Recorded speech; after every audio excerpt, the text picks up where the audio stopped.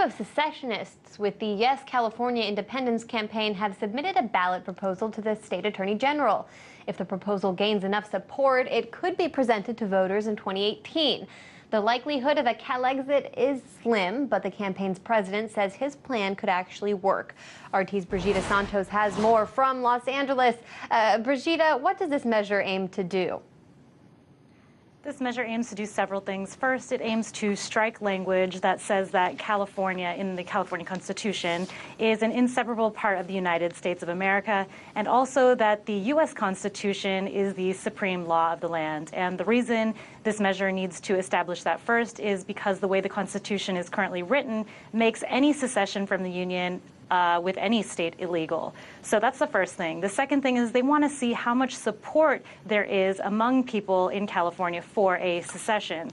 Now, I was able to speak with Yes California President Louis Marinelli. Take a listen to his argument for why he says we should secede from the Union.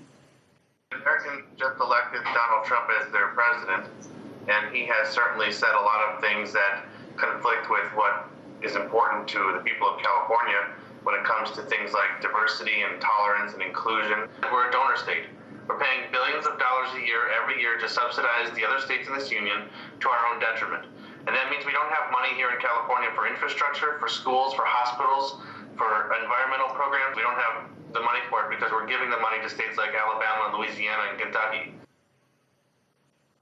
Now, Marinelli says also that he is trying to seek independence from the United Nations because he knows that it's going to be very, very difficult and nearly impossible to get 2/3 of Congress to allow this to happen. So he's seeking that from the United Nations. Now, in order for this to be presented on the 2018 gubernatorial ballot to California voters, they need at least 500,000 or more signatures to make that happen. And right now, people who support this can go online and sign that petition. Anya.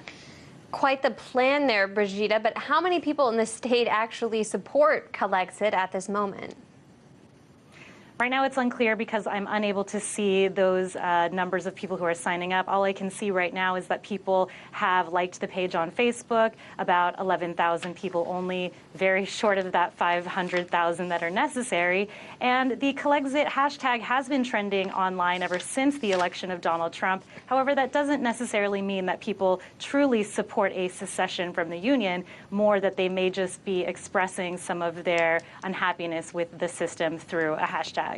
But there is some serious support, and there's also some serious opposition. In fact, another petition, the anti-CalExit petition, I call it, has signed up on change.org. Only 10 people have signed that petition to prevent a CalExit from taking place.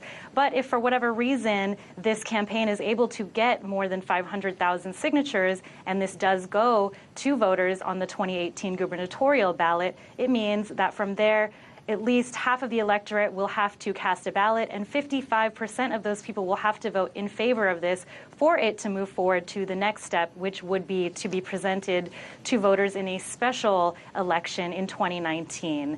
And that's what we're looking at right now. And then you might be the head of a bureau there for an entire nation, Brigida, up in LA. Yeah, exactly.